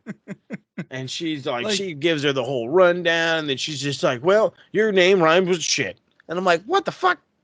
She set it up really good. Like, you're making fun of my name with your name. Oh, well, it's gonna be good. Rhymes with shit, huh? Okay. And I'm like, Brit shit? I'm like, does that rhyme? And the guys in TSK are like, no. And I'm like, okay, fuck it. I'm over it. Like, she could have come up with something better. Like, I thought about it this morning. What could have been a better line? We all know the reason you got so many letters in your name is to hide the fact that your last name still isn't Cole. Burnt. That would have been a good comeback. That would have been a great comeback. Not your name rhymes with shit. Your name? I thought it was a UK thing. I was going to ask you, is that a UK thing? No. Yeah, it just fell a little flat, that line. But we'll forgive her for that because, like we said, it's been a minute. A little nervous. It's been a minute. She was a little rusty, but throwing herself into the thick of it, pretty much confirming that she's going to be back in the ring at some point. I mean, the original reports, if you will, came out. She was not cleared. She had yet to be cleared. We were waiting on clearing, and I don't know if they finally cleared her, but she will be an in-ring talent, which again brings up the exact same concerns that I had last week. Are you going to be able to hang? Britt Baker's walking around with her third broken nose. Her third broken nose in under 4 years. I mean, she had a knee injury. She wrestled for 1.5 years with a broken wrist. She had a neck injury. The neck. So again, what are you gonna do? What are you gonna do? Are you sure this is what you want? Are you? Because again, this isn't. And I'm gonna get some backlash. I don't give a fuck. This isn't the pretty girls that learned how to wrestle who are gonna go in there and do some stuff with you for television. These are wrestlers who are on a wrestling show who are going to wrestle. So you're going right back home. You're going right back to fucking wrestling your brother kind of shit, fucking working in a fucking little 200, 300 seat building this is what you're going back to, and you got to go hard. Can you go hard for longer than 6 months? And when the answer is no, I'm going to be like, why'd you waste our time?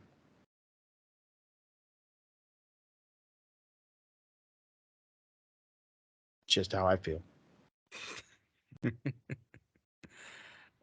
Yeah, like you said, Paige, or what was her ring name? I think her ring name was it was Brittany Knight. Brittany. Could definitely hang with AEW's Elite right now, but like she said herself, she's damaged goods. She's not broken, but she's damaged goods. But again, I just need you to be able to hang. Are you in good shape? Have you been taking care of yourself? How does your muscle mass look like? Have you been working on your neck? Have you been working on your back? Have you been doing the proper steps you need to be able to endure what you're getting ready to endure? This isn't your 16-year-old Brittany, or 12-year-old Brittany, 13-year-old Brittany, whatever. It doesn't mean just learn how to take bumps and get used to just taking bumps. No, you're going to be getting hit harder. You're going to get slammed harder. Girls are going to squish you. Doing certain. This is going to be a rougher spot. I say like you're back home because the UK is not soft. It is not soft wrestling out there. They don't believe in that shit. So again, can you hang with the old style of wrestling that you grew up with?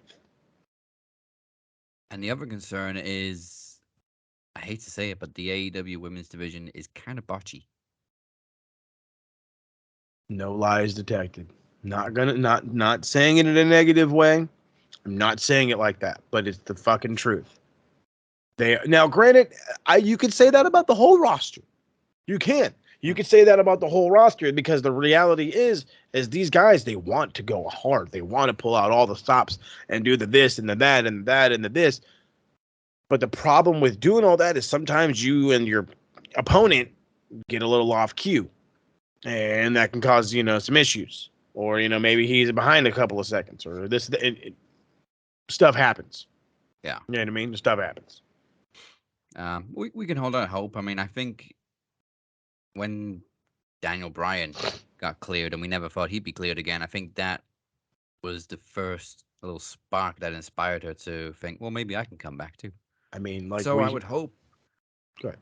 I would hope that she's been working on her neck and everything since then, which was what, 2018? I was going to say 17, but I think 18's right. I want to say 4 years she's been out. Yeah. And that was her random, I'm trying to come back in 2018. You know what I mean? Yeah, that was just a pipe dream now. Yeah, that wasn't this is before I first got hurt. No, this was, I feel like I'm getting better. Everything is cool. I think I wrestled a month and then bam, kick in the back of the head, done. Yeah. Oh, man, that kick was nasty. It really was, though. I'm just saying. But we've seen how Brian's been in AEW. Yes, he had a couple of weeks off injured, but he's been going hell for leather in AEW. Edge has had a really good run in WWE since he came back, and we never thought he'd wrestle again. Hell. So I'm going to say it like this. Because you talk about B-Dry. You talk about Edge. You got to talk about the other guy, too, Christian. Let's keep it funky. Christian, this motherfucker hurt his shoulder before he had another concussion. You understand? Do you see where I'm driving at here?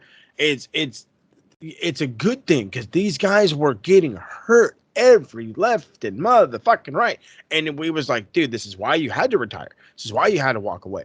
And now, shit, Edge, I'm thinking it's like a rest thing with Edge. You know what I mean? They don't want to overdo it with him. And with B-Dry, no, besides that injury, he's been going balls to the wall. You'd never think looking at B-Dry in AEW that he was ever retired. No. For a couple of years. I mean, you could maybe make the argument, that he was on his downside or whatever. Oh, he's towards the end of his career and and this is why he's here. And okay, yeah, you can make that argument, but you couldn't say it's like because I didn't know he had neck problems because you can't tell. No. You can't tell. Especially in his matches with Omega and Danny Garcia recently, he's taken a lot of headshots. Oh yeah, big ones too, big ones. And you're like, shit, is that a good idea? But he's taking them, and he's doing okay. Back next week. Yep, asking for more. The odds are in Saraya's favor. Yeah, but there's always that chance that something goes wrong. We hope nothing goes wrong, and she has a good end to her career to finish it the way she wanted to. Right there with you, big dog. I hope nothing but the best for her. I hope she succeeds in AEW. I hope that she's able to be around long enough to succeed. But that, again, is my biggest concern. Are you going to be able to hang long enough to succeed? Because the fact of the matter is, if you're healthy, you are a big old puzzle piece in this women's division, and it's like bringing in I'm really trying to think of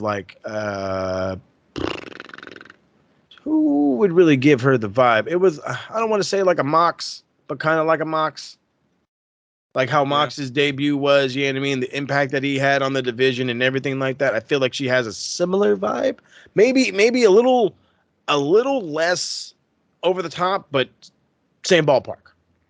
You know what I mean? She could be an absolute game changer. Yeah. And the women definitely need that. They do.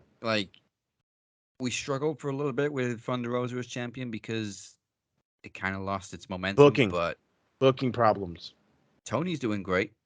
And Britt Baker's back on TV regularly now. So it seems as though the women's division is being fixed. I think so. Little by little. And now we got the prospect of Britt Baker versus Saraya. I mean, that's the great thing about it is the prospects of this match or that match or that match or this match. Saraya versus Britt Baker. Saraya versus Willow Nightingale versus Ruby Soho versus Serena D versus the list goes on and on. You know what I mean? That's the great thing about bringing in a quote unquote star. And they're all fresh matches. That too. All fresh. And it's just dawned on me that a big reason for the questionable promo from Saraya this week was probably like promos aren't really a thing in small indies. Like it's just match, match, match, match. So Right. like her main promo experiences will be in WWE where it was heavily scripted. Here's a script. Yep. Whereas on Dynamite, here's a mic. Here's a mic. Yep. Oh, you're 1,000 on that one. So again, whoever worked with Britt, do your job. Come on now, there. Where the hell you at there, fucking goddamn fucking Adam? Where you at, Adam? And the lumberjack match was pretty good too. Tony getting the win over Serena, but it felt a little weird when Willow chased off Jamie Hayter. Like Jamie started throwing punches at everybody, then ran away from Willow. It just felt weird because Jamie's such a badass. Why is she running away from? Like, okay, they're setting up the match for Rampage, but why is Jamie running? Just didn't want to get her ass beat. I don't know, but she fucking hightailed it, bud. Yeah. She was gone. That was a Forrest Gump run. Oh yeah. You just don't stop until I drop. And then of course main event, Jericho defeated Bandito. Like you said, WWE diehards are like, who's Bandito? Because they don't want to Google him. But again, you'll go get a QR code, you'll look up old interviews, you'll do this, you'll do this, you'll do this, but Bandito, Bandito or Bandito, instead of N-O-D-O, enter. They even gave you his history during this match on commentary. And talked about him. Yeah, former Ring of Honor champion, never lost the title. Nope. Showed highlight packages. And I like how they made a point that he's never lost a title match in this city. Mm-hmm. Like they tried to give it a big old emphasis that, like, hey, Jericho could probably lose tonight. Like this guy doesn't, this guy never lost. You know what I mean? He's got a grudge though. Like, and they made you believe that this new guy, this guy you never heard of, has a real shot at beating Jericho. Now, granted, if you know where the stories are going and you have a sense of pro wrestling, you probably knew otherwise. But then again, most of the stuff they do isn't for us. It's for casuals. Yeah, but like those near counts were fucking near to the bone. Oh, hey, Jericho with the fucking kickouts of the 2.8s and the 2.9s and the... I'm like, dude, just... Fucking palpitations over here. Right, seriously, I'm like, yes, dude, Bandito gets it back. No, because fucking goddamn, I'm calling them New Japan covers is what I'm calling them. New Japan covers, because they're just so fucking close. And honestly, Jericho is like the perfect heel for Ring of Honor because he's everything that Ring of Honor is not. And he made a point after the match that he wants to destroy everything Ring of Honor, including the commentators, including the announcers, and poor Bobby Cruz takes a Judas effect. Mm-hmm. Took it very well too, might I add. Yes, he did, yeah. But yeah, I mean, last week, like, nothing major happened, but I think this week they really saved it. It was a decent episode. Not bad at all. Not last week, the week before. Grand Slam was obviously a great week, but the week before, nothing major happened. And then this week, normal episode of Dynamite, it was really good. Factuals. It's really good. So that's about it, other than Bray Wyatt. We've mentioned the QR code a couple of times, but it seems more than likely now that it's going to be Bray Wyatt making his return. Apparently not at Extreme Rules. They're probably going to be at Survivor Series, but apparently, I keep saying apparently because dirt sheets, at Extreme Rules, we're going to get a final clue that tells you definitely who it is. Yeah, we know who it is. Yeah, we know who it is. We're Gotta be Bray Wyatt. Yeah, it has to be Bray Wyatt. Are you fucking kidding me, bud? Like, come on, we know who it is, bud. But they're building it great. Like, it's very, very hush-hush. Like, it's not in your face. They're not showing these vignettes on TV. You have to scan that QR code to find these videos. Yeah, you do. You really kind of have to participate. Unless you're one of those guys that just follows dirt sheets. Then. Yeah, and the use of the White Rabbit song during breaks and in house shows and whatever is awesome. I really hope he uses that as an entrance music when he comes back. I don't see why you wouldn't. I mean, everything about it seems to be working out perfectly. I just, you already know me, dude. I was like, oh, get him the fuck out of the E, get him away, start him fresh, da, da, da, da. But you got Hunter. Yeah. Papa H is there, and Papa H knows how to work with certain gimmicks, and this is one of those ones. Yeah, so it's okay. It'll work. It'll work. Also, you imagine like arenas full of people singing that song. You mean how like they used to sing "You Have the Whole World in Your Hands"? Yeah. Yeah, I think I could really enjoy it. I can get behind it. It seems like we will find out for definite in 2 weeks, just over 2 weeks at Extreme Rules. Let's go. And in 6 weeks, we are 6 weeks away from our 400th episode. But 2 weeks after that, Promo Series 7, Rise and Storm hits your screens and your speakers. It's our next special event on November 24th. We'll predict Survivor Series War Games. I don't know if that's the name they're going with, but War Games. War Games. And hopefully a new group MVP will be crowned, but the card is stacked as far as competition goes. Cypher has a fair rematch to challenge Moses for the television championship in a TV triathlon. It will go promo bout, trivia battle, and the third stage, if necessary, another promo bout. Promo is a game, is a top notch. You better be ready. Hasn't been done before, hasn't been done since. Won't be. I don't know if it'll be done again, but TV Triathlon makes its debut. Also in promo action, Mike Larkin has been sending his videos in for weeks and weeks, trashing Max, trashing the jury, and DC had enough.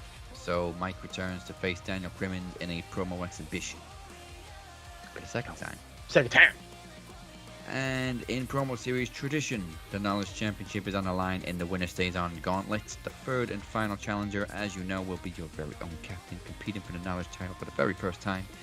And I can now announce that the first challenger of the three will be...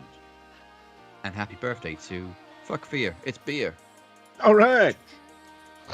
He went toe-to-toe with Kenny Killer for the inaugural Knowledge title, and he competed in the Ring of Games at Promomania. Beer returns to finally go one-on-one with the Phoenix in the first round.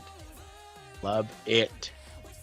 And it looks like I'll be leaving Promo Series a double champion, because once I'm done with the Knowledge title, my history-making world title is on the line in a triple threat match against Travis Walker Anderson and the lawyer, Chad Malcolm. Last week, you got a taste of the Red Storm coming to Promo Series. No matter what the Walker brings, that world title staying in Wales. Omar Heat. For more information, go to maxwrestling.net/Promo Series 7. And now we take you over to Moses' side for the A to B of Retro Rewind. SMR Podcast Network. You should be listening. That's right. This one's actually going to be nice and fun this week. So check this out. Retro Rewind is actually hopping on to another pay-per-view. So we finished up with, I think we did Survivor Series. We did Survivor Series 96. We hooked you up with November 11th and 18th. And now we're jumping on to WCW's World War III from 1996. November 17th is the date. And this was... This was a WCW pay-per-view through and through, ladies and germs. Let me tell you what. The opening match was it was a banger. It was a banger to the point where it needed to be rewatched. The J Crown Championship was defended by Ultimo Dragon against Rey Mysterio Jr. Obviously, you already know by the names it was going to be a banger. It did feel a little squashy at first, but then Ray loves to make his good comebacks, and it was still very good. I gave it a 4.25. 4.25. That's how you open the show. How you followed up with the opener, though, made me start day drinking. One arm tied behind your back match. Nick Patrick versus Chris Jericho. I gave it a hot 1.25. If you really want to hear me scream and yell about Nick Patrick, you got to listen to this one. And the last one I want to highlight is actually going to be shocker of shockers, another cruiserweight match. This time the cruiserweight title match. Psychosis taking on Dean Malenko. gave this one a 4. The sheer chemistry of Dean Malenko and Psychosis was next fucking level. I did not think these guys were going to work as well together, but then again, Psychosis wrestles a very similar style as Rey Mysterio, and it just was fantastic. And of course, we love to talk about William Regal as a highlight on commentary, WCW pay-per-views. Give you the man, no to Death Row, baby. And Death Row does not hold back. It's the greatest. Yeah, baby. Retro Geek of the Week. Retro Geek of the Week is going to be Nick Patrick. Simple, plain, and the fact that he was bitching. The fact that you're in a match with the homeboy's got his hand tied behind your back and he was still bitching. Fucking, oh my God. I never wanted to be Chris Jericho so much in my whole life. Never so much in my whole life I wanted to be Jericho. Like, I was with the crowd too. There was a Patrick sucks chant. I was chanting over here. It's glorious stuff. Nick Patrick, fucking just, brother, you're geek of the motherfucking century at this point. I tell you what. And I kid you, man. I need to start keeping better track of these. And I'm pretty sure we do on Max. If this guy hits a certain number, he's got to be disqualified and just made the official Geek of the Year. Like, that's just it. Like, that's what's going to happen from now on. At the end of the year, I'm crowning Geek of the Year, and you are off the billing. I can no longer use you. We are tracking current day Geek and Best of the Week, which I thought that's why we're doing it, to crown Geek of the Year at the Maxis and everything. Oh, yeah, then there we go. We'll have to do a retro Geek of the Year as well then, too. All right. So let's find out the modern day Geek of the Week. Pencil neck geek, grit-eating freak, scum-sucking peahead with a lousy physique. He's a one-man, no-cut, losing streak. Nothing but a pencil neck geek. Pencil neck geek. All right, let's make this short and sweet, simple, all that fun stuff. Geek of the Week, mainly because I don't know. I'm enjoying what he's doing. It's not necessarily a knock. It's just, brother, you're trying a little too hard, and that's okay. Especially with the faction you're in, it's easy to try hard to try to fit in with these crazy young cats. So, Mr. Billy Gunn, Senor Nalgas, if you will. You're fucking Geek of the Week this week, bud. Only because, like, I don't ever need to see you sticking your tongue out like that ever again.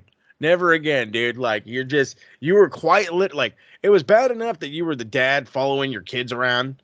You know what I mean? Not the other way around. Not them following you around. You were following them around. Now you're the dad who's trying to be cool with the fucking cool kids. You're like, yeah, we're hip and cool, right, fellas? And they're just like, what? Yeah, we're hip and cool. That is fucking Billy Gunn right now. He's the old dad hanging out, trying to be cool with the cool kids.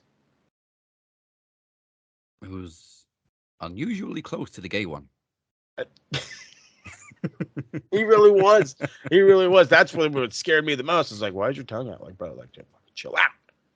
Who do you think you are, Saraya? Yes, he does. I mean, I'm pretty sure he's worn less clothes than Saraya to the ring. Oh, I'm at many points positive of it. Positive. Well, all right then. Now for the Bachelor of the Week.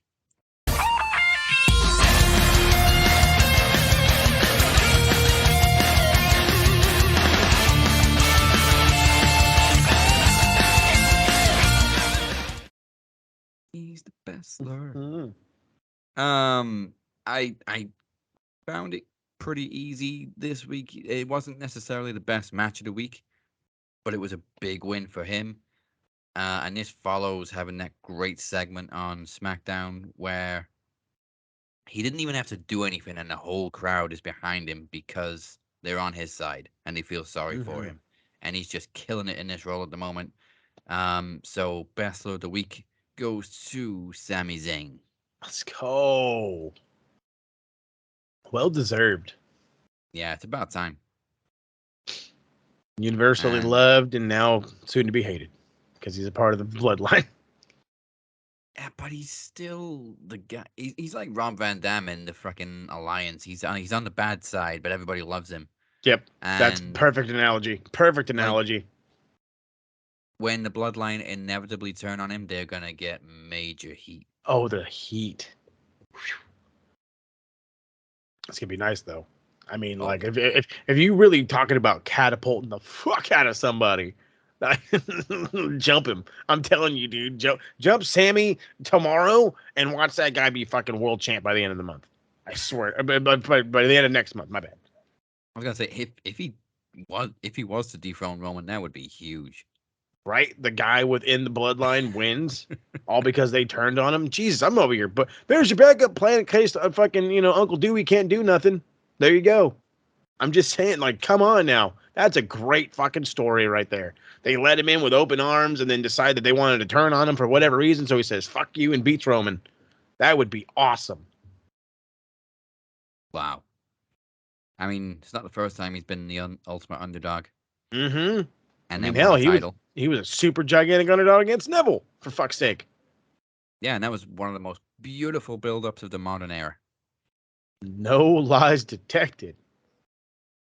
All right, then. Well, thank you for spending your Thursday with us. Here's the socials again. You can find us on the evil Twitter machine at Max Wrestling UK, at the Captain512, and at SMRPodNet.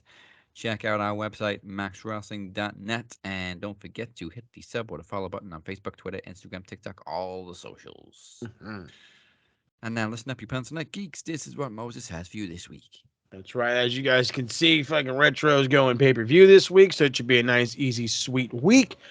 Behind on the Bolt Rant stuff, don't freak out. There's a lot of news going on, and that's what's kind of taking so long. We had a lot of injuries. There's guys hitting the IR, torn biceps, messed up groins, additions to the team. There's a lot going on, so be patient with me, but something should drop this weekend to get you ready for the game on Sunday as we take on the Houston Texans bright and early 10 a.m. Hope you got your alarm set. I know it's Sunday and most people are up early, but hey, sometimes motherfuckers like to sleep in. So, other than that, like I said, Retro's hitting. Check it out, TikTok, Max Wrestling UK.